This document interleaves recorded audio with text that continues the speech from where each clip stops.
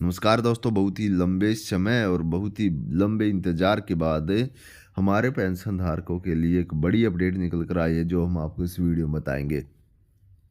दोस्तों, वीडियो को ज़्यादा लेंथी नहीं करेंगे और सभी जो मेन डिटेल है वो हम आपको बताने की कोशिश करेंगे। डीवाई चंद्रचूड़ के द्वारा मोदी सरकार पर एक्शन लिया गया है और मोदी सरकार को कहा गया कि आपने जो 4 किस्तों में पेंशन धारकों को एरियर देने की कही है, किस आधार पर आपने 4 किस्तों को डिसाइड किया है? क्या सरकार के पास फाइनेंशियल कमी है या फिर किस आधार पर आप पेंशन धारकों को परेशान कर सकते हैं, उनके एरियर उनकी पेमेंट के साथ छेड़छाड़ कर सकते हैं? इसका जवाब मांगा गया है। आप यहाँ पर देख सकते हैं। दूसरी अपडेट है, क्या आप सभी की फर्स्ट इंस्टॉलमेंट आपके खातों में आ गई है? 6 से 7 मार्च के बीच वो आपके खातों में आज जानी चाहिए थी। क्या आई है या नहीं आई है? कमेंट बॉक्स में यस और नो लिख के हमें ज़रूर बताइएगा, ठीक है। तो सबसे पहले हम बात करते हैं यहाँ पर आप सभी को लेकर, जो हमारे पेंशन धारकों ने काफ़ी कमेंट हमारे पास लगातार आ रहे हैं कि जो एरियर है, क्या उसका पैसा हमें एक साथ नहीं मिल सकता? जी हाँ, बिल्कुल मिल सकता, लेकिन उसके लिए मोदी सरकार को अपना फैसला बदलना पड़ेगा। क्योंकि आप सभी ने देखा होगा, मोदी सरकार लगातार ऐसे डिसीजन लेती जा रही है जिससे ना तो देश की जनता खुश है और ना ही इस देश का सैनिक खुश है। लेकिन फिर भी बार बार मोदी सरकार इस तरह के काम कर रही है जिसके कारण हमारे पेंशन धारकों को सड़कों पर बैठना पड़ता है, प्रोटेस्ट करना पड़ता है, धरने प्रदर्शन करने पड़ते हैं। लेकिन मोदी सरकार अपनी हरकतों से बाज नहीं आ रही। तो इसी को देखते हुए डीवाई चंद्रचूड़ के द्वारा एक्शन लिया गया और मोदी सरकार को सीधे तौर पर कहा गया है कि देखिए, हमने 15 तारीख तक का टाइम आपको दिया है सभी एरियर भुगतान करने का, 15 मार्च तक का, ठीक है।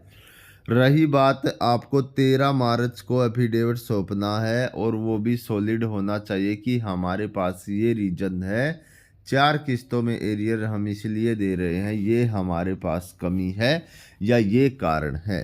अगर वो सॉलिड रीजन नहीं दिखता है डीवाई चंद्रचूड़ जी को, तो फिर मोदी सरकार बुरी तरह से फंस जाएगी, क्योंकि सारा एरियर तो देना ही पड़ेगा, साथ में 9% ब्याज की दर से देना पड़ेगा और हमारे सभी पेंशन धारकों के खाते में 2 ही दिन के अंदर 15 मार्च तक क्रेडिट भी करना पड़ेगा। जी हाँ, ये बड़ी अपडेट, क्योंकि केंद्र सरकार को फटकार लगाई गई है काफ़ी लंबे समय के बाद डीवाई चंद्रचूड़ के द्वारा। वरना अगर देखा जाए तो पिछला कुछ इतिहास उठाकर थोड़ा देखा जाए हाल ही का, तो लगातार पेंशन धारकों की हार हो रही थी, चाहे वो सुप्रीम कोर्ट हो या फिर मोदी सरकार हो। लेकिन अब हमारे पेंशन धारकों के जीतने के आसार लगभग हमें दिख रहे हैं। दूसरी अपडेट की तरफ हम आते देख सकते हैं दोस्तों, processing of remaining cases will be completed by 6 March 2023। Arrear will be distributed from 7 March 2023 onward. यानी कि 6 मार्च से लेकर 7 मार्च तक हमारे पेंशन धारकों के खातों में एरियर आ जाना चाहिए था। क्या आपके पास आया है या नहीं आया है? डिफेंस अकाउंट डिपार्टमेंट की तरफ से अपडेट जारी की गई है, तो आप हमें कमेंट बॉक्स में ज़रूर बताइए। यदि आया है तो यस लिखिए और नहीं आया है तो नो करके हमें कमेंट बॉक्स में ज़रूर बताना। तो ये एक बड़ी अपडेट निकल कर आ रही थी हमारे सभी पेंशनधारक समाज के लिए।